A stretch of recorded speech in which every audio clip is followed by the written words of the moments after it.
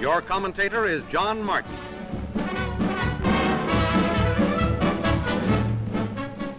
I know that I speak for the mass of the American people when I say that we reject the turtle policy and will continue increasingly the policy of carrying the war to the enemy in distant lands and distant waters as far as possible away from our own home grounds. From Berlin and Tokyo and Rome, we have been described as a nation of weaklings, playboys, who would hire British soldiers or Russian soldiers or Chinese soldiers to do our fighting for us. Let them repeat that now. Let them tell that to General MacArthur and his men. Let them tell that to the sailors who today are hitting hard in the far waters of the Pacific. Let them tell that to the boys in the flying fortresses. Let them tell that to the Marines. And let them tell it to Americans on the home front, where patriotic civilians realize that war is everywhere, wherever there is air. Look skyward over city, town, yes, and over every home. There in the air is a potential battlefield. Able-bodied, responsible people from every walk of life are enlisting to defend the home front. Thousands of civilians have enlisted, but thousands more are needed because civilian mobilization against attack by enemy aircraft will continue to be of vital importance as long as America is at war. Women in the home are serving in many ways. Men too old for military service are finding a place in this vast defense army. The junior miss, too, is needed in the important messenger service that must function efficiently in an air raid. There are opportunities for everyone to contribute to the safety and morale of every community. Civilian defense headquarters are almost everywhere, staffed and ready to enroll volunteers. They are located in the large cities as well as in little towns throughout the country. Patriotic citizens in growing numbers are visiting these headquarters in every section of the United States. They are volunteering their services for a wide variety of duties.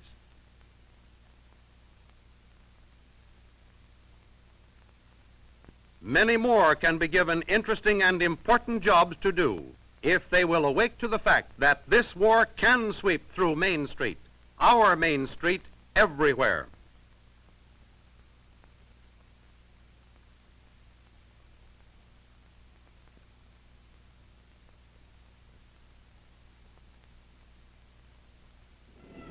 In Britain, the government had difficulty in fully awakening the home front to the danger of German bombers.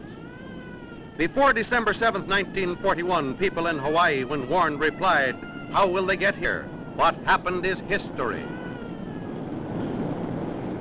These Japanese bombers may not be expected here tonight or tomorrow, but our military authorities have told us they will strike and when least expected. How well prepared is your town? What about the defenses of your city? Is your suburban community mobilized?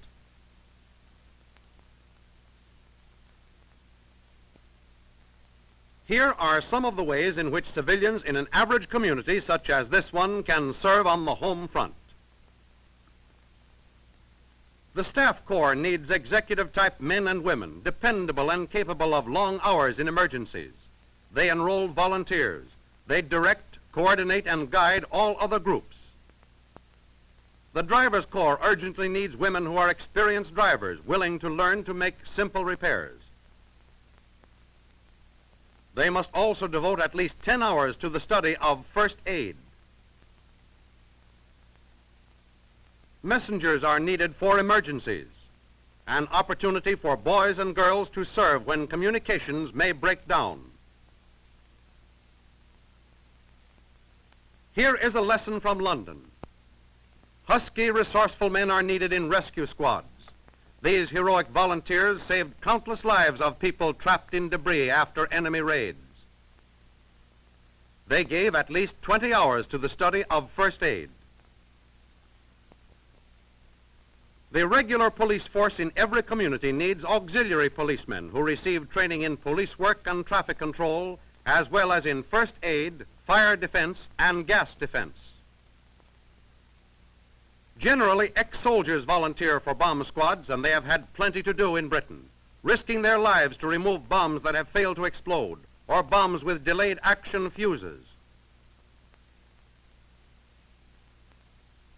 The air raid warden is chosen because he is known to be reliable and responsible, with ability to direct and help the people entrusted to his care. Here, in a stirring response to Chicago's need, 20,000 air raid wardens are sworn in by James M. Landis, National Director of Civilian Defense, who emphasizes the importance of training and preparation for emergencies. Alert and militant, these volunteers provide assurance to the fighting forces that the home front is on guard.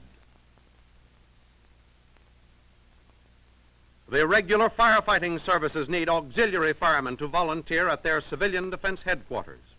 In addition to training in first aid and gas defense, they learn the use of firefighting equipment. Their training is directed by members of fire companies. Men who are strong, courageous, and of good endurance are in constant demand for this important life and property-saving service.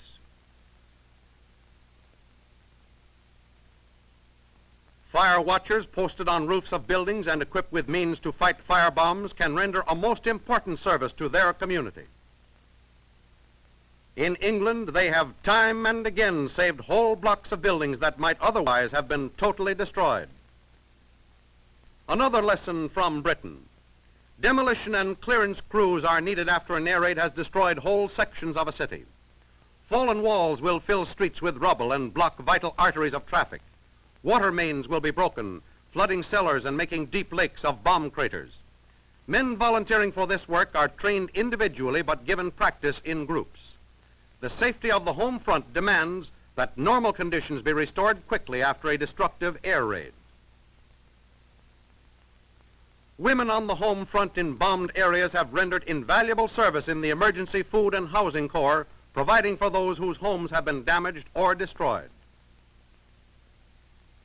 It has meant much to British morale just to get a cup of hot tea. In America, our women are enrolling and practicing wherever civilian defense is thoroughly organized for active service. Already there have been emergencies directly connected with the war effort which have called into service the Emergency Food and Housing Corps of America's Civilian Defense Organization. The Medical Corps also requires many thousands more women to train thoroughly in first aid and to enroll as nurses' aides to serve close to scenes of disaster. Aircraft spotters are relied upon by the Army to observe and report every plane seen, no matter how certain they may be that it is on a friendly errand. Men and women, too, are on duty day and night. The Atlantic and Pacific seaboards are especially alert, and tests by the Army have shown that 1,000 eyes are following every plane that wings in over these vital areas. Civilian aircraft spotters are on the job. You are needed.